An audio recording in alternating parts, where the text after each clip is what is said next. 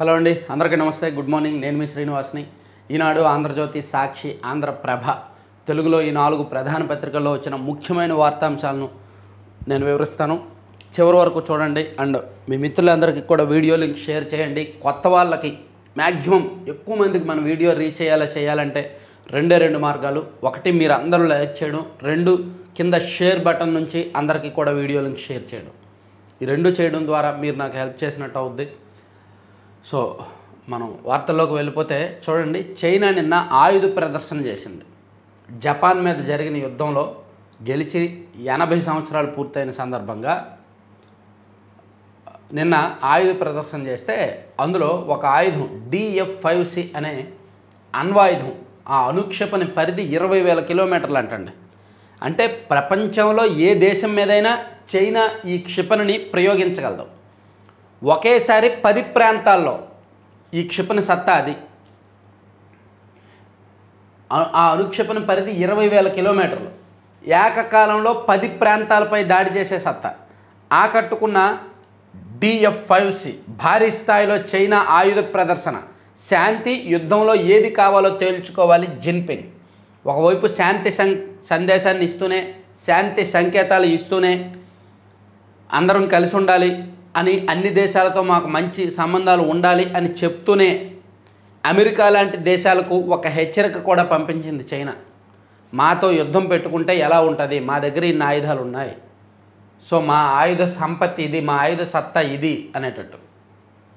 అదో అరవీర భయంకర అణుక్షేపణి, పేరు DF-5C. అణ్వాయుధాలతో అత్యంత ఖచ్చితంగా లక్ష్యాన్ని కొట్టేస్తుంది. పరిధి ఏకంగా 20,000 కిలోమీటర్లు. అంటే ప్రపంచంలో ఏ దేశం మీద దాడికైనా ప్రయోగించవచ్చు. ఏకకాలంలో 10 ప్రాంతాలపై గురిపెట్టి విధ్వంసం సృష్టించగల సత్తా దీనికి ఉంది. అత్యాధునిక గగనతల రక్షణ వ్యవస్థలను కూడా ఛేదించుకుని వెళ్ళగలదు. ఇక LY-1 లేజర్ ఆయుధం 8 చక్రాల HZ-155 సైనిక ట్రక్కుపై బిగించి ఉంటుంది. శత్రుదేశాల ఆయుధాల ఆప్టికల్ సెన్సర్లు, పరికరాలను సమర్థంగా ధ్వంసం చేయగలగడం దీని ప్రత్యేకత. మల్టిపుల్ రాకెట్ లాంచర్లు, గగనతలం నుంచే ప్రయోగించే వీలున్న JL-1 అణ్వాయుధ క్షిపణి ఇలా 1-2 యుద్ధం వస్తే కని విని ఎరుగని బీభత్సాన్ని సృష్టించగల ఆయుధాలు ఎన్నో చైనా అమ్ముల పొదిలో ఉన్నాయి. నిన్న చైనా అధ్యక్షుడు జిన్పింగ్, రష్యా అధ్యక్షుడు పుతిన్ అండ్ ఉత్తర కొరియా అధ్యక్షుడు కిమ్ ఒకే వేదిక మీద ఉంటూ ఈ ఆయుధ సంపత్తిని మొత్తాన్ని పరిశీలించారన్నమాట. సో ఇది అన్ని పత్రికల్లో వేశారు. ఇక రెండోది అత్యంత కీలకమైనది GSTలో మార్పులు. GSTలో భారీ ప్రక్షాళన. ఆగస్టు 15 వేడుకల సందర్భంగా ప్రధానమంత్రి నరేంద్ర మోదీ గారు చెప్పినట్టు GSTలో భారీ సంస్కరణలు వచ్చాయి. అతిపెద్ద ఉపశమనం ఏంటంటే దాదాపుగా 90% వస్తువుల మీద పన్ను తగ్గిందండి. 28% ఉన్నవి 18%లోకి వచ్చాయి, 18%లో ఉన్నవి 5%లోకి వచ్చాయి. సో ఇంకా 28% అనే స్లాబ్ లేదు, ఇంకా ఉన్నాయి 2 స్లాబ్లు, 5 and 18. 28లో ఉన్నాయి చాలా వరకు 18లోకి వచ్చాయి, 18 12లో ఉన్నాయి చాలా వరకు 5%లోకి వచ్చాయి, 5లో ఉన్నాయి 12లో ఉన్నాయి చాలా వరకు 0%కి వచ్చాయి. ఇదిగోండి, ఆరోగ్య బీమా, జీవిత బీమాల మీద ఇక GST లేదు. సెప్టెంబర్ 22వ తేదీ నుంచి కూడా వర్తిస్తుంది ఇది. మన నిత్యావసర వస్తువులు చూడండి, తలనూనె, షాంపూ, టూత్పేస్ట్, సబ్బు, టూత్ బ్రష్, షేవింగ్ క్రీము ఇవన్నీ 18%లో ఉన్నవి 5%లోకి తెచ్చేశారు. వెన్న, నెయ్యి, మజ్జిగ, పాల ఉత్పత్తులు, pre packaged namkeen, bhujia, mixture, వంట సామాగ్రి, పాల సీసాలు, డైపర్లు, కుట్టు మిషన్లు ఇవన్నీ 12%లో ఉన్నాయి, 5%లోకి వచ్చేసాయి. అలాగే మనకి పిల్లలకు మనం కొనే మ్యాప్లు, చార్టులు, గ్లోబులు, పెన్సిళ్ళు, షార్ప్నర్లు, క్రేయన్స్, ప్యాస్టల్స్, ఎక్సర్సైజ్ పుస్తకాలు, నోట్బుక్స్ ఇవన్నీ 12%లో ఉన్నాయి, ఇక మీదట 0% అన్నమాట. అలాగే ఎరేజర్లు కూడా. అలాగే మెడికల్ ఎక్విప్మెంట్లు కొన్ని, గ్లూకోమీటర్ కానీ, కళ్ళజోళ్ళు కానీ, గ్రేట్ ఆక్సిజన్ డయాగ్నోస్టిక్ కిట్లు కానీ ఇవన్నీ 12% నుంచి 5%కు వచ్చాయి. థర్మామీటర్ 18% నుంచి 5%కు వచ్చింది. వ్యక్తిగత బీమా, ఆరోగ్య బీమా, జీవిత బీమా పాలసీలు 18% నుంచి 0%కు వచ్చేసింది అన్నమాట. సో ఇలా చాలా ప్రక్షాళన, చాలా మార్పు జరిగింది. నిన్న GST కౌన్సిల్ మీటింగ్లో ఈ నిర్ణయం తీసుకున్నారు. అయితే ఖరీదైన లగ్జరీ కార్లు ఉంటాయి చూసారా, 50 లక్షలకు పైనగా ఉండే రేట్లు, వాటి మీద, అలాగే పొగాకు ఉత్పత్తుల మీద మాత్రం 40% GST వేశారు. అంటే కొన్నింటి మీద GST బాగా పెంచారు. సో జిఎస్టీకి సంబంధించి ఇవి భారీ మార్పులు అనమాట. ఈవెన్ అన్ని పత్రికల్లో కూడా ఇదొకటి హైలైట్ చేశారు. ఇదిగోండి, ఆంధ్రజ్యోతిలో అయితే ముందే పండగ 22వ తేదీ నుంచే తగ్గనున్న నిత్యావసరాల ధరలు, పేదలు మధ్యతరగతి గణనీయంగా ఊరట, జిఎస్టీ సంస్కరణలకు కౌన్సిల్ పచ్చజెండా, ఇప్పుడున్న 4 స్లాబులు 2 స్లాబులకు కుదింపు, ఆరోగ్య జీవిత బీమాలపై జిఎస్టీ పూర్తిగా ఎత్తివేత, 33 రకాల అత్యవసర ఔషధాలపైన పన్ను 0, ఇతర అన్ని మందులపై 5% తగ్గింపు, సిమెంట్పై పన్ను 10% తగ్గింపు, యథావిధంగా ఫోన్ల ధరలు, టీవీలు, ఫ్రిడ్జ్లు, వాషింగ్ మిషన్లు 28 నుంచి 18%, కార్లపై 75,000 నుంచి 1,50,000 వరకు ఊరట, స్కూటర్లపై 10,000, బైకులపై 13,000 దాకా ఊరట అని ఇచ్చారనమాట. సో జిఎస్టీలో సంస్కరణలు ఈవెన్ అన్ని పత్రికల్లో హైలైట్ చేశారు. మరో ప్రపంచం ఒకటి దీనికి తప్ప, అందులో వేరేది రాశారు, చూద్దాం. ఇక 5 ఏళ్ల అధికారం అక్రమాలకే సహకారం అని సహకార సంస్థల్లో డిసిసిబి బ్యాంకుల్లో జరిగిన అక్రమాల మీద, ఇప్పుడు డిసిసిబిలు అంటే పిఎస్ఏఎస్లు, డిసిసిబిలు ఇవన్నీ ఎందుకుంటాయి? రైతులకు రుణాలు ఇస్తారు. రైతులకు వ్యవసాయం చేసుకోవడానికి రుణాలు ఇచ్చి వాటిని రికవరీ చేసుకొని తక్కువ శాతానికి రుణాలు ఇస్తారనమాట. రైతులు కాస్త లాభపడేలా చూస్తారు. Cooperative banks, agriculture cooperative banks ఇవన్నీ కూడా. సో వైసీపీ 5 ఏళ్ల హయాంలో 6,000 కోట్ల వరకు కుంభకోణం జరిగింది. అంటే వైసీపీ నాయకులకే బినామీల పేరిట వాళ్ళకు లోన్లు ఇచ్చేశారు. ఆ లోన్లు మళ్ళీ రికవరీ చేయలేదు, అది ఇచ్చారు. బినామీ పేర్లతో కొల్లగొట్టిన వైకాపా నేతలు. వ్యవసాయ సహకార పరపతి సంఘాల్లో పంట రుణం తీసుకుంటే ఏడాదిలోగా చెల్లించాలి. ఒక్కరోజు ఆలస్యమైన అపరాధ రుసుం పేరుతో 13% వడ్డీ ముక్కుపిండి వసూలు చేస్తారు. కానీ రాష్ట్ర వ్యాప్తంగా వందల సహకార సంఘాలు, జిల్లా సహకార బ్యాంకుల్లో వైకాపా హయాంలో 6,000 కోట్లకు పైగా అక్రమాలు జరిగాయి. ఆ పార్టీ నేతలు 5 ఏళ్ల పాటు సొసైటీలను దోచుకు తినేసినా ఎలాంటి చర్యలు లేవు. వారికి ఇచ్చిన రుణాల వసూలు లేదు. అంటే అన్నం పెట్టే రైతుకు ఒక న్యాయం, అవినీతి పరులకు మరో న్యాయం. ఇదే సహకార నీతి. డిసిసిబిలు అండ్ పిఎస్సిఎస్లు, వ్యవసాయ సహకార సంఘాలు అన్నింటిలో కూడా 10 లక్షల నుంచి 15 లక్షల వరకు ఉద్యోగాలు అమ్ముకున్నారు. అలాగే లోన్లు కూడా ఇష్టానుసారం వాళ్ళకి ఎవరికి నచ్చితే వాళ్ళకే లోన్లు ఇచ్చారు, రికవరీ చేయలేదు, అలా వదిలేశారు అని ఈనాడులో 6,000 కోట్ల అవినీతి జరిగింది అని చెప్పి ఒక పెద్ద వార్త రాశారనమాట. లెక్కలేని అక్రమాలు. రాష్ట్రంలోని 13 ఉమ్మడి జిల్లాల పరిధిలో సహకార కేంద్ర బ్యాంకు డిసిసిబిలో జరిగిన 200 కోట్ల మేర అక్రమాలపై విచారణ నడుస్తోంది. గుంటూరు, ఏలూరు, కాకినాడ, విజయనగరం డిసిసిబిలో అవకతవకలు ఎక్కువగా ఉన్నాయి. 213 ప్రాథమిక సహకార పరపతి సంఘాల పరిధిలో 188 కోట్ల అక్రమాలపైన విచారణ చేస్తున్నారు. వీటిలో పొట్టి శ్రీరాములు నెల్లూరు జిల్లా, గుంటూరు, తూర్పుగోదావరి, పశ్చిమ గోదావరి జిల్లాలో అత్యధిక సంఘాలు ఉన్నాయి.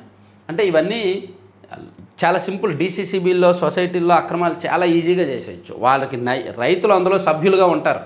అందులో సభ్యులైన రైతులకి లోన్లు ఇవ్వడం అనేది ఆ సొసైటీ ప్రెసిడెంట్ అండ్ ఎండి వాళ్ళ ఇష్టం. చైర్మన్ అండ్ ఎండి, మేనేజర్ వాళ్ళు ఉంటారు కదా, వాళ్ళ ఇష్టం, వాళ్ళు ఇచ్చేస్తారు. అంత వాళ్ళే కదా, ఇచ్చేస్తారు. మళ్ళీ రికవరీ చేయరు. ఏదో లాస్ వచ్చిందనో, వ్యవసాయం నష్టపోయిందని ఏదో ఒకటి లెటర్ ఇస్తారు. ఆ లెటర్ చూసుకొని ఊరుకుంటారు అంతే. అట్లా వాళ్ళు అనుకున్న వాళ్ళకి, వాళ్ళ బినామీలకి చేశారు. సాధారణంగా వ్యవసాయ సహకార సంఘాల్లో ఎవరు అధికారంలో ఉన్నా జరిగే స్కామ్ అదే. అయితే వైసీపీ హయాంలో 6,000 కోట్లకు పైగా జరిగిందని చెప్పారు. ఇక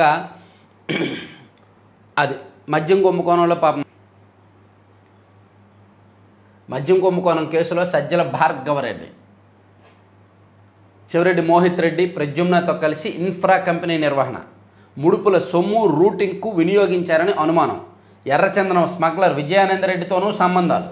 జగన్ హయాంలో మద్యం రవాణా కాంట్రాక్టు వారి సంస్థకే. గుట్టుచప్పుడు కాకుండా బోగస్ సంస్థల పేరిట బోర్డు. సిట్ దర్యాప్తులో వెలుగులోకి. తిరుపతి, చిత్తూరు, హైదరాబాద్లోని 12 కంపెనీల్లో సోదాలు. సోషల్ మీడియా ఇన్ఛార్జిగా వ్యవహరించిన సజ్జల రామకృష్ణారెడ్డి గారి కుమారుడు సజ్జల భార్గవరెడ్డి, సజ్జల రామకృష్ణారెడ్డి గారు మాట్లాడితే మీడియా ముందుకు వచ్చి నీతులు చెప్తారు. వైసీపీ తరపున కవర్ డ్రైవ్లు వేస్తారు, వైసీపీ తరపున వాయిస్ వినిపిస్తారు. కుమారుడిని ఎలా తయారు చేశారు చూడండి. సోషల్ మీడియాలో ఫేక్ మెసేజెస్ ఎలా పెట్టాలి, ఫేక్ పోస్టింగ్స్ ఎలా చేయాలి, ఫేక్ అకౌంట్లు ఎలా నిర్వహించాలి. వాటితో పాటు మద్యం కుంభకోణంలో కూడా అతనికి పాత్ర ఉందంట. చాలా చిన్న వయసు అతనిది, 26 ఏళ్ళు 27 ఏళ్ళు ఉంటాయేమో. ఈ వయసులోనే ఇన్ని అసలు నాకు అర్థం కాదంటే వైఎస్ఆర్ కాంగ్రెస్ పార్టీలో వచ్చిన రాజకీయ వారసులు నిండా 25 ఏళ్ళు కూడా నిండక ముందే ఇన్ని అక్రమాల. చెవిరెడ్డి మోహిత్ రెడ్డి ఏకంగా 307 తన మీద పోటీ చేసిన అభ్యర్థిని ఆయన నెక్స్ట్ డే దాడి చేశాడు. చంద్రగిరి నియోజకవర్గంలో ఏం జరిగిందో చూసాం. అలాగే పేరుని కిట్టు, అతను కూడా అంతే. ఇళ్లకు వెళ్ళి మరీ కొట్టాడనే కేసులు ఉన్నాయి. సో వైసీపీ రాజకీయ నాయకులు వాళ్ళ వారసుల్ని ఒక సానుకూల వాతావరణంలో ఒక పాజిటివ్ వైపుతో తీసుకురావాల్సింది ముందుగానే ఈ క్రిమినల్ చరిత్ర, ఈ విపరీతమైన ఆర్థిక నేరాల్లో తీసుకొస్తున్నారనమాట సోషల్ మీడియా ఫేక్స్లో. ఇది భార్గవరెడ్డి గారికి సంబంధించి ఒకటి బయటకు వచ్చింది. చెవిరెడ్డి మోహిత్ రెడ్డి అనుమానితుడైన చంద్రపతి ప్రద్యుమ్నతో కలిసి బీమ్ స్పేసెస్ ఎల్ఎల్పి అనే సంస్థలో సజ్జల భార్గవరెడ్డి డైరెక్టర్గా ఉన్నట్టు సిట్ తేల్చింది. వైకాపా హయాంలో 2021 డిసెంబర్లో ఈ కంపెనీని స్థాపించారని, మద్యం ముడుపుల సొమ్ము రూటింగ్ నల్లధనాన్ని వైట్లోకి మార్చడానికి ఈ కంపెనీని వినియోగించారని సిట్ ప్రాథమికంగా గుర్తించింది. సో ఇదేంటో కొంచెం చూద్దాం. ఇది కొంచెం పెద్ద అంశంలానే ఉంది, నేను సెపరేట్ వీడియో చేస్తాను. ఇక మరో కీలకమైన అంశం అండి, రైతుల ముసుగులో రాజకీయం చేస్తే ఖబర్దార్. రాష్ట్రంలో 95,000 టన్నుల యూరియా ఉంది. నెలాఖరులోపు 2.71 లక్షల టన్నులు వస్తోంది. తప్పుడు పోస్టులు పెట్టేవారిపై కఠిన చర్యలే, తర్వాత వైకాపా వాళ్ళు వచ్చి కాపాడలేరు హెచ్చరించిన సీఎం చంద్రబాబు. వైకాపా రాజకీయాల్లో రైతులు భాగస్వాములు కావద్దని సూచన. ఇక్కడ సీఎం గారేమో రాష్ట్ర వ్యాప్తంగా యూరియా నిల్వ ఉంది, ఎక్కడా కూడా కొరత లేదు, డిమాండ్కి తగ్గట్టు సరఫరా చేస్తున్నాము, రైతులకు ఎక్కడా ఇబ్బందులు లేవు. సో నెలాఖరులోగా ఇంకా 2,71,000 టన్నులు వస్తుంది, ఇప్పుడు 95,000 టన్నులు నిల్వ ఉంది అని చెప్పి పవర్ పాయింట్ ప్రజెంటేషన్ ఇచ్చి మరి జిల్లాల వారీగా ఏ జిల్లాలో ఎంతెంత యూరియా అవసరం, ఎంత అందుబాటులో ఉంది, ఎంత రైతులకు ఇచ్చాం, ఇంకా ఎంత ఇస్తాం అనేది ఒక పట్టిక కూడా నిన్న చూపించారు. కృష్ణా జిల్లాలో ఎర్ర, వాసు, రామ్మూర్తి, వెంకటేశ్వరరావు, కోలాటీశ్వరరావు వీళ్ళంతా వైకాపా వాళ్ళే. పక్క గ్రామానికి వెళ్ళే ఎరువుల లారీని హైజాక్ చేసేందుకు ప్రయత్నించారు. నిజంగా వారికి ఎరువులే కావాలంటే అక్కడికి వెళ్ళి తెచ్చుకోవచ్చు, అయినా సమస్య సృష్టించాలని చూశారు. ఏదైనా రాజకీయాలు ఉంటే ఇళ్లలో చేసుకోండి, ప్రభుత్వం దగ్గర తోక తిప్పితే కట్ చేస్తాం అని చంద్రబాబు గారు, సీఎం గారు అంత కాన్ఫిడెంట్గా చెప్తున్నారు. ఎరువులు ఉన్నాయి, వైసీపీ వాళ్ళు ఫేక్ ప్రచారం చేస్తున్నారు అని. కానీ ఈరోజు సాక్షిలో ఒక పెద్ద వార్త రాశారు చూడండి. యూరియా కట్టడిపై ముట్టడి, రాష్ట్ర వ్యాప్తంగా రోడ్డెక్కిన రైతులు. కృష్ణా జిల్లాలో యూరియా లారీపై అర్ధరాత్రి మెరుపుదాడి, సరుకు తమకు పంపిణీ చేయాలంటూ రోడ్డుపై బైఠాయింపు. అంటే దీని గురించే సీఎం గారు ఎక్స్ప్లెయిన్ చేశారు. వీళ్ళందరూ కూడా వైసీపీ వాళ్ళంట. యూరియా లారీ వెళ్తుంటే దాన్ని ఆపి హైజాక్ చేసి ఇవి మాకే ఇవ్వాలని చేసిన వాళ్ళు, అదంతా కూడా వైసీపీ వాళ్ళు కావాలని గొడవలు చేస్తున్నారు, గొడవలు చేసి వాళ్ళ మీడియాలో వార్తలుగా రాస్తున్నారు అని చెప్పి సీఎం గారు ముందుగానే అలర్ట్ అయ్యి నిన్న ఎక్స్ప్లెనేషన్ ఇచ్చారు. రాష్ట్రంలో ఎక్కడికక్కడ విజిలెన్స్ అధికారులు అవతారం ఎత్తి అడ్డుకుంటున్న రైతులు, పక్కదారి పడుతుంటే అడ్డుకోవాల్సింది పోయి తిరిగి రైతులపైనే సర్కారు నిందలు. ఇదే చంద్రబాబు గారు చెప్తున్నారు. రైతుల ముసుగులో వైసీపీ వాళ్ళే లారీలను హైజాక్ చేస్తున్నారు. 100 కట్టలు వెళ్తున్న లారీని రైతులు ఆపేసి దాన్ని పక్కన పెట్టేసి ఖాళీ లారీలు పంపిస్తున్నారు. దానివలన కొరత సృష్టిస్తున్నారు, కొరత ఉంది అని చెప్పి పెద్ద గొడవ చేస్తున్నారు. ఇదంతా వైసీపీ కుట్ర అని సీఎం గారు చెప్తున్నారు. కానీ ఇక్కడ మాత్రం సాక్షిలో పెద్ద వార్త రాశారు, కొన్ని ఫోటోలు కూడా భారీగా వేశారు. అవసరం మేరకు సమకూర్చామంటూ బాబు బుకాయింపు. అదే నిజమైతే రైతన్నలు ఎందుకు రోడ్డు ఎక్కుతున్నట్టు, కట్ట కోసం అష్టకష్టాలు. ఘంటసాల గుడివాడలో కిలోమీటర్ల కొద్దీ బారులు, తూర్పుగోదావరి జిల్లాలో గందరగోళం, ఏలూరు జిల్లాలో తోపులాట, చిత్తూరులో 3 రోజులుగా టోకెన్లతో తిరుగుతున్న దొరకని యూరియా అని రాశారు. ఈవెన్ 2వ పేజీలో కూడా మొత్తం అదే ఫోటోలు వేశారు. ఇదిగో ఆ యూరియా కోసం ఎక్కడెక్కడ ఎలా ఉన్నారు రైతులు అనేది వేశారు.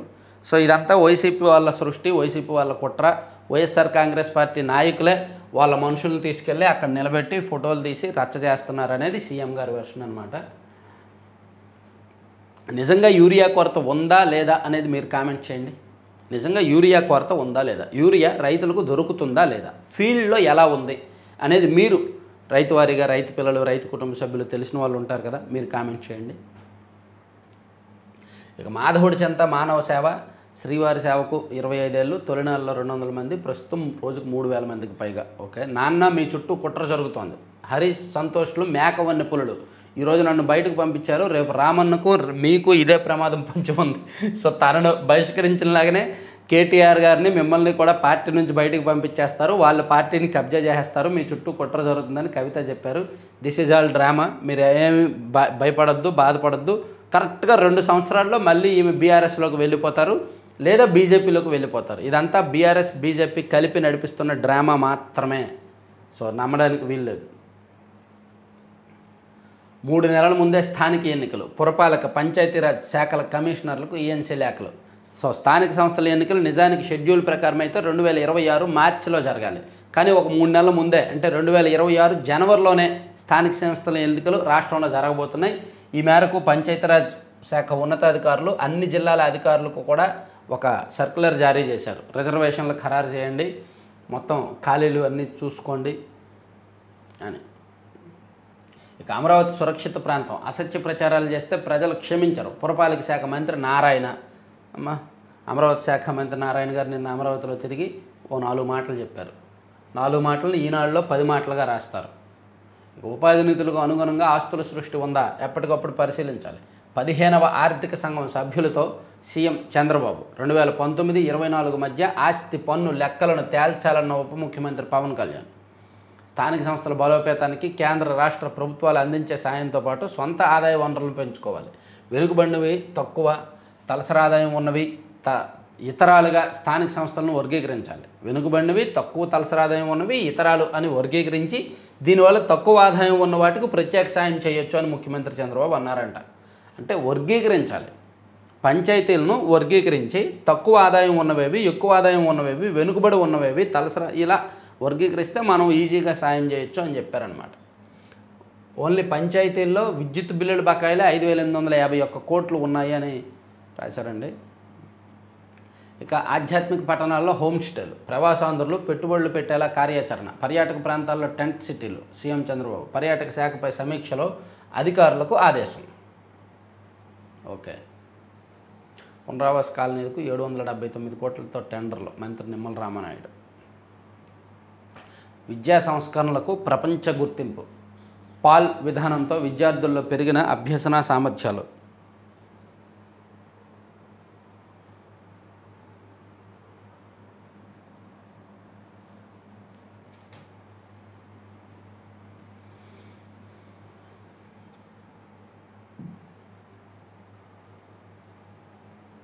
తురకపాలెంలో మరణాలపై రాష్ట్ర వైద్య బృందం అధ్యయనం, మొలియాయిడోసిస్ ఇన్ఫెక్షన్ నిర్ధారణకు రక్త నమూనాల సేకరణ. 26 మంది మరణించారు అని చెప్పి ఈనాడులో రాశారు. 5 నెలల్లో 26 మంది అని. కానీ సాక్షిలో మాత్రం 3 నెలల్లో 45 మంది మరణించారని రాశారు. మొలియోడోసిస్ ఇన్ఫెక్షన్ అంటున్న వైద్య శాఖ. స్పష్టమైన కారణాలు ఇంకా తెలియని పోయినాం. తొలుత జ్వరం, దగ్గు, కీళ్ళ నొప్పులు, ఆపై క్రమక్రమంగా రోగనిరోధక శక్తి క్షీణత, చివరకు ఆర్గాన్ ఫెయిల్యూర్తో మరణాలు. చేతులు కాలేక ఆకులు పట్టుకుంటున్న అధికార యంత్రాంగం. గుంటూరు వైద్య కళాశాల ల్యాబ్కు రక్త నమూనాలు. ఇదిగో తాగునీటి చెరువు చూడండి ఎలా ఉందో, కంప్లీట్గా గ్రీనిష్ అయిపోయింది, నాచు పట్టేసి ఎంత కలుషితమైందో చూడండి. సో ఈ ఊర్లో నిన్న ఈనాడులో రాసింది 5 నెలల్లో 26 మంది చనిపోయారని, కానీ సాక్షిలో 3 నెలల్లో 45 మంది చనిపోయారని చెప్పి రాశారు. వరుస మరణాలతో గ్రామంలోని ప్రజలు గజగజ వణుకుపోతున్నారు. మా ఊరికి అసలు చుట్టాలు రావాలంటేనే భయపడిపోతున్నారు. గ్రామంలో ఏం జరుగుతుందో అర్థం కావడం లేదు. మా కళ్ళ ముందే బాగా తిరుగుతున్న వ్యక్తులు ఉన్నట్టుండి ఒక్కసారిగా జ్వరాల పాలై ప్రాణాలు కోల్పోతున్నారు. కేవలం కారణం మన లోపలికి వెళ్ళేదాన్ని మనం సరిగ్గా చూసుకుంటే ఆరోగ్యాన్ని మన చేతుల్లో పెట్టుకున్నట్టే. మనం లోపలికి తీసుకునే లిక్విడ్స్ కానీ, ఫుడ్ కానీ, ఏదైనా మనం నీళ్ళు తాగుతాం, ఆ నీళ్ళు కలుషితమైతే, మనం తినే ఆహారం బాగుంటే, సో వీటి ద్వారానే ఎక్కువగా ఇన్ఫెక్షన్ సోకే అవకాశం ఉంటుంది. కాబట్టి చూడండి చెరువు ఎలా ఉందో. సో దీని మీద వైద్యారోగ్య శాఖ కూడా అధ్యయనం చేస్తోంది. రక్త నమూనాలు సేకరించి గుంటూరు జీజీహెచ్కు పంపిస్తున్నారంట. ఆ అనుక్షేపణ 20,000 కిలోమీటర్లు చదివాం. నెలాఖరు వరకు పొగాకు కొనుగోలు, వ్యవసాయ శాఖ మంత్రి అచ్చెన్నాయుడు. మాధవుడి చెంత మానవ సేవ. 7 లోకాలు తిరిగిన 7 కొండలు ఎక్కాలంటే ఆ శ్రీనివాసుడు పిలుపు లేనిదే సాధ్యపడదంటారు. అలాంటిది శ్రీవారి సేవలో తరించడం అంటే మాటల. అందుకే తెలుగు రాష్ట్రాలతో పాటు దేశంలోని వివిధ ప్రాంతాల నుంచి రోజుకు 3,000 మందికి పైగా సేవకులు తిరుమల తిరుపతిలో శ్రీవారి భక్తుల సేవలో తరిస్తుంటారు. 25 ఏళ్లుగా శ్రీవారి సేవ నిరంతరాయంగా కొనసాగుతోంది. సో ఇప్పుడు ప్రభుత్వం కొత్త నిర్ణయం, టీటీడీ కొత్త నిర్ణయం తీసుకుంది.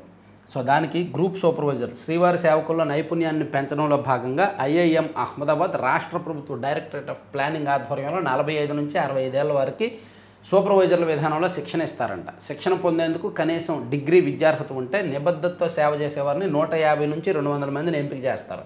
వీరు కొండ మీద సేవలు అందించే వారిని పర్యవేక్షిస్తూ వారి సేవా తీరును బట్టి ఎక్సలెంట్, గుడ్, యావరేజ్ అని భావిస్తారంట. అలాగే శ్రీవారి సేవా ట్రైనర్ అని, ప్రొఫెషనల్ సేవకులని, ఈ సేవకులని విభజించి ట్రైనింగ్ ఇస్తాము అని నిన్న టీటీడీ చైర్మన్ చెప్పారు. వైకాపా ప్రభుత్వంలో అపాయింట్మెంట్ కూడా దక్కలేదు. మాజీ రాష్ట్రపతి రాధాకృష్ణన్ మనవడు సుబ్రహ్మణ్య శర్మ జీఎస్టీ హేతుబద్ధీకరణకు సంపూర్ణ మద్దతు. కౌన్సిల్ సమావేశంలో ఆర్థిక మంత్రి పయ్యావుల కేశవ్ దుస్తులు కుడతానంటూ కుచ్చుటోపి పెట్టింది. యూనిఫామ్ల వ్యాపారం పేరిట 150 కోట్లు స్వాహా.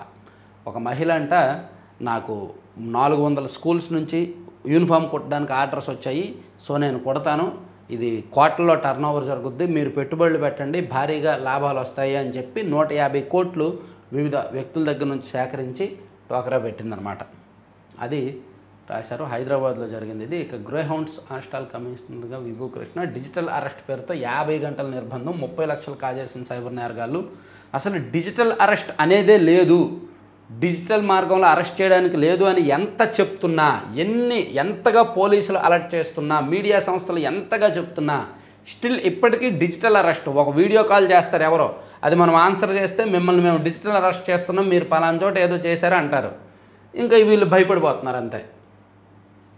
డిజిటల్ అరెస్ట్ పేరుతో బెదిరించిన సైబర్ నేరగాళ్ళు తెలంగాణలో నిజామాబాద్కు చెందిన ఓ వ్యక్తి వద్ద లక్షలు కాజేశారు. దాదాపు 50 గంటలు ఇంట్లోనే నిర్బంధించారు. ఈ మేరకు నగరంలోని వినాయక్ నగర్కి చెందిన ఓ వ్యక్తికి ఆదివారం ఉదయం 9 గంటలకు గుర్తులేని నెంబర్ నుంచి వాట్సాప్ వీడియో కాల్ వచ్చింది. అవతల వ్యక్తులు తాము ముంబై పోలీసులమంటూ గుర్తింపు కార్డులు చూపించారు. మనీ లాండరింగ్ కేసుతో మీ బ్యాంకు ఖాతాకు సంబంధం ఉంది అని భయపెట్టారు. డిజిటల్ అరెస్ట్ చేసినట్టు చెప్పారు. సిబిఐ, ట్రాయ్, ఆర్బీఐ పేరుతో పలు నకిలీ నోటీసులు ఆన్లైన్లో పంపించారు. ఇదంతా చూసి బాధిత వ్యక్తి బెంబేలెత్తిపోయారు. సైబర్ నేరగాళ్ళు వీడియో కాల్ కట్ చేయొద్దని భయపెట్టి విచారణ పేరుతో ఆదివారం ఉదయం నుంచి మంగళవారం ఉదయం 11:30 గంటల వరకు బాధితుడిని, ఆయన భార్యను ఇంట్లోనే నిర్బంధించారు. చివరకు 30 లక్షలు ఇస్తేనే కేసు లేకుండా చేస్తామని బెదిరించారంట. వామ్మో, 30 లక్షలు పంపించానంట. ఇవి ఒకటి ఎక్కువైపోతుంది. తెలుగు రాష్ట్రాలకు కొత్త రైళ్లు ఇవ్వండి, స్టేషన్లలో సౌకర్యాలు పెంచండి, దక్షిణ మధ్య రైల్వే జీఎంను కోరిన ఎంపీలు. మెగా డిఎస్సీలో సత్తా చాటిన మైనార్టీలు. వైకాపా హయాంలో 56 కోట్ల డ్వాక్రా నిధులు పక్కదారి, లంకా దినకర్.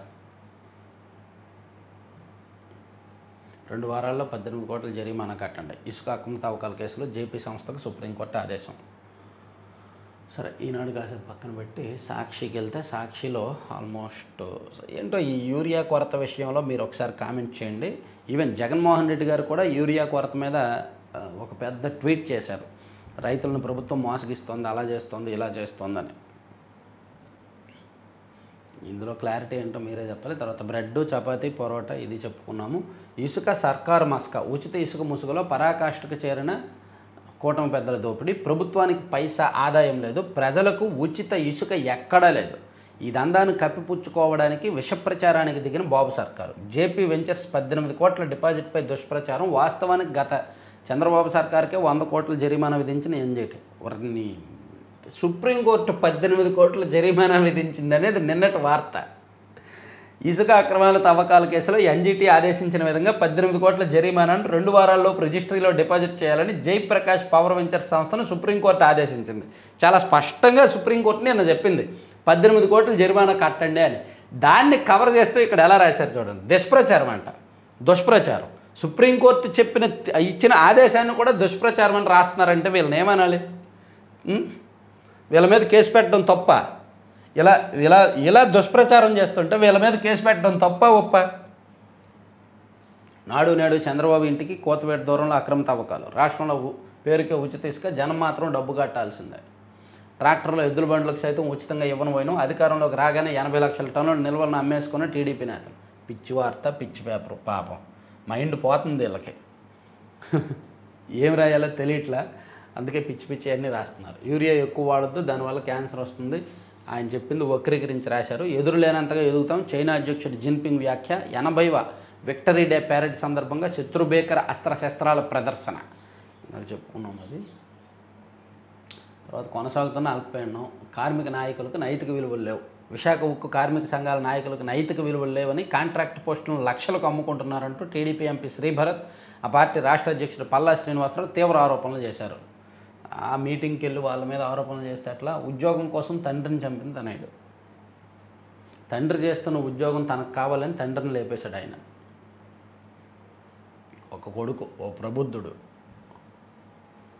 ఇసుక సర్కారు మస్కా అంట, యూరియాలో 200 కోట్ల అవినీతి, యూరియా ఎక్కువ వాడద్దు, చంద్రబాబు సీఎం అయిన ప్రతిసారి రైతులకు నష్టాలే, టెక్నాలజీ ఏఐ వాట్సాప్ గవర్నెన్స్ అన్నీ ఏమై బస్తా యూరియా సైతం బ్లాక్లో కొనుక్కోవాల్సిన దుస్థితి, మండలిలో ప్రతిపక్ష నేత బొత్స సత్యనారాయణ. సరే, ఇవన్నీ సాక్షి అయిపోయింది. అంటే ఆల్మోస్ట్ ఇంపార్టెంట్ అంశాలు అన్నీ కవర్ చేసాము. లిక్కర్ కిక్కులో హల్చల్, బయటపడుతున్న డొల్ల కంపెనీల గుట్టు, లిక్కర్ స్కామ్లో కొత్త బంధాలు వెలుగులోకి, తిరుపతి, హైదరాబాద్, చిత్తూరులో సోదాలు, సజ్జల భార్గవ్, మోహిత్ రెడ్డి, ప్రద్యుమ్న భాగస్వాములై, హైదరాబాద్లో ఇషా ఇన్ఫ్రా కంపెనీ ఏర్పాటు, ఎన్నికల సమయంలో దొరికిన 8 కోట్లు తనవేనా అన్న ప్రద్యుమ్న, తిరుపతిలో పలు కంపెనీల్లో పేర్లతో చెవిరెడ్డి లావాదేవీలు, 600 కోట్ల రియల్ ఎస్టేట్ వ్యాపారం చేసిన మోహిత్ రెడ్డి, ఈడీ ఇన్కమ్ ట్యాక్స్కు సమాచారం ఇవ్వాలని సిట్ నిర్ణయం, చిత్తూరులో విజయానంద రెడ్డి కార్యాలయాల్లోనూ సోదాలు, మోహిత్ రెడ్డితో ఆయన భాగస్వామ్యంపై ఆధారాలు. సరే, ఈ కంపెనీ అంటూ ఓపెన్ చేసి నెక్స్ట్ వీడియో నేను ఒకసారి చేస్తాలే. ఇక ఫేక్లో పని పడదామని రైతుల ముసుగు అది. అలాగే నామినేటెడ్ పదవులన్నీ వారం రోజుల్లోగా భర్తీ చేస్తామని సీఎం గారు చెప్పారండి. ముఖ్యమంత్రి చంద్రబాబు కసరత్తు, ఇప్పటి వరకు 80% నామినేటెడ్ పదవులు ఇచ్చేసాము, ఇంకో వారంలో కంప్లీట్గా అన్నీ భర్తీ అయిపోతాయి అని చెప్పి సీఎం గారు నిన్న అఫీషియల్గా ఒక స్టేట్మెంట్ ఇచ్చారు. ఇక 2 వారాల్లోగా 18 కోట్లు జేపీ వెంచర్స్, చైనా విశ్వరూపం, చైనా. అలాగే ఐటీ రంగం పైన ట్రంప్ సుంకాలు, ఐటీఈఎస్ రిమోట్ వర్క్ పైన, రెమిటెన్స్ల పైన భారీగా భారం, ఈ మేరకు రీట్వీట్ చేసిన నవారో. ఇదిగోండి స్థానిక శంఖారం, మున్సిపాలిటీ ఎన్నికలకు సిద్ధం కండి, 3 నెలల ముందుగా ఎన్నికలకు కసరత్తు, జనవరి నాటికి ఎన్నికలు పూర్తి చేయాలి, జనవరి నుంచి పంచాయతీలు, జూలై నుంచి ఎంపీటీసీ జడ్పీటీసీలకు ఎన్నికలకు సన్నాహాలు, మున్సిపల్ శాఖకు రాష్ట్ర ఎన్నికల కమిషనర్ లేఖ. సో ఎన్నికలు 3 నెలల ముందే రాబోతున్నాయి, స్థానిక సంస్థల ఎన్నికలు. స్థానిక సంస్థలకు చేయూత, ఆదాయార్జన ఆధారంగా పంచాయతీల విభజన, అలాగే పంచాయతీల ఆదాయం పెరిగేలా కూడా చూస్తున్నారు.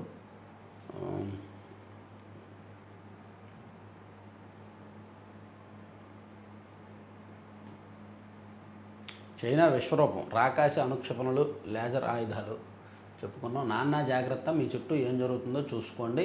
కాళేశ్వరం డబ్బుతో 25 మంది ఎమ్మెల్యేలకు హరీష్ ఫండింగు, సిరిసిల్లలో కేటీఆర్ను ఓడించేందుకు 60 లక్షలు పంపారు. 60 లక్షలతో ఓడించేయగలరా?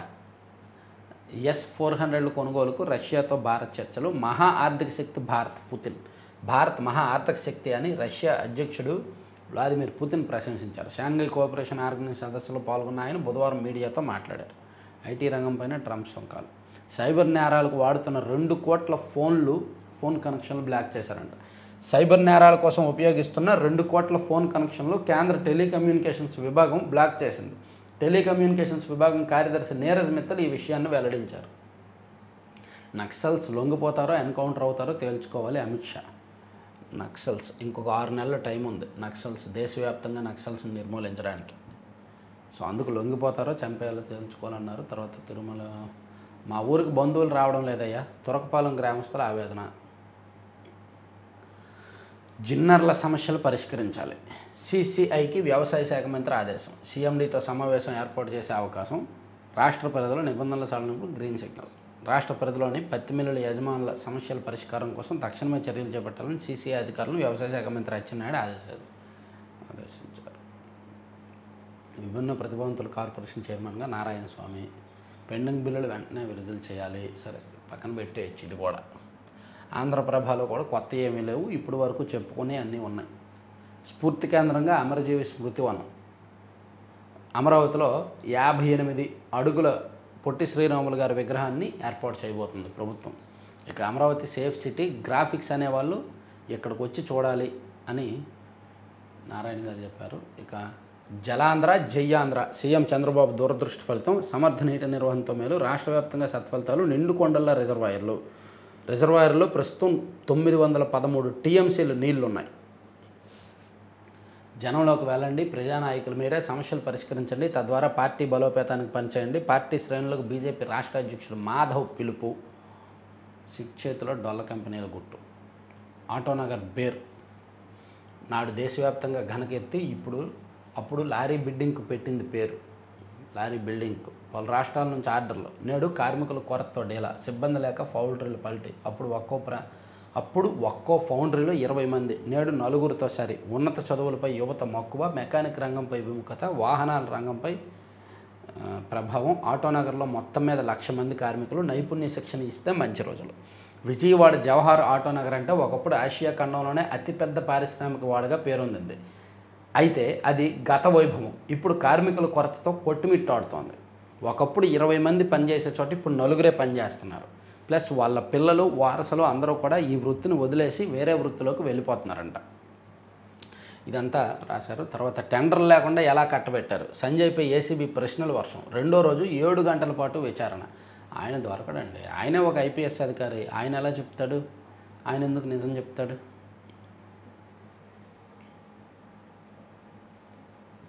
ఇది అయిపోయింది, వెళ్ళిపోవచ్చు. నాన్న మీ చుట్టూ కుట్ర ఇవన్నీ చెప్పుకున్నాయి కానీ నేషనల్ అంశాలు చూద్దామా. ఇంకా పూర్తి మోత మోగలేదు. రష్యా చమురుకుంటున్న భారత్పై సెకండరీ సుంకాలే విధించా. 2-3 విడతలను ఇంకా చేపట్టలేదు. 200% సుంకాలు వేసుకోబయ్యా. బైక్ చోరీతో ఆగిన ప్రపంచయాత్ర.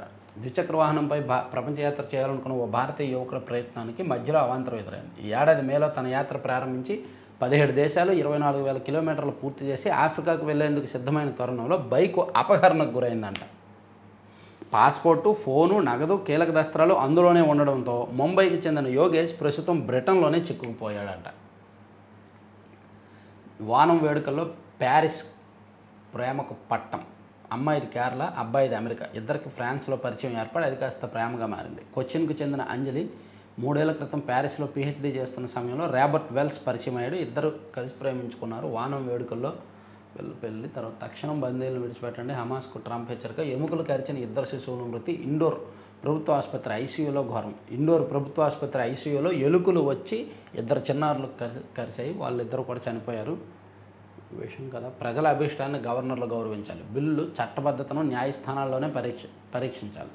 సుప్రీంకోర్టులో పశ్చిమ బెంగాల్ ప్రభుత్వం వాదనలో. శాసన నిర్మాణ ప్రక్రియలో కార్యనిర్వాహక వర్గం, గవర్నర్లు, రాష్ట్రపతి జోక్యాన్ని రాజ్యాంగం అనుమతించలేదని పశ్చిమ బెంగాల్ ప్రభుత్వం పేర్కొంది. సో ఈ చట్టసభలు ఆమోదించే బిల్లుల మీద గవర్నర్లు, రాష్ట్రపతి ఎన్నాళ్ళలో ఆమోదం తెలపాలి అనే అంశం మీద ఒక్కొక్క రాష్ట్ర ప్రభుత్వం వాళ్ళ వాదన భిన్నంగా వినిపిస్తోంది. పుతిన్తో భేటీ తర్వాత కిమ్ డిఎన్ఏ తుడిచివేత.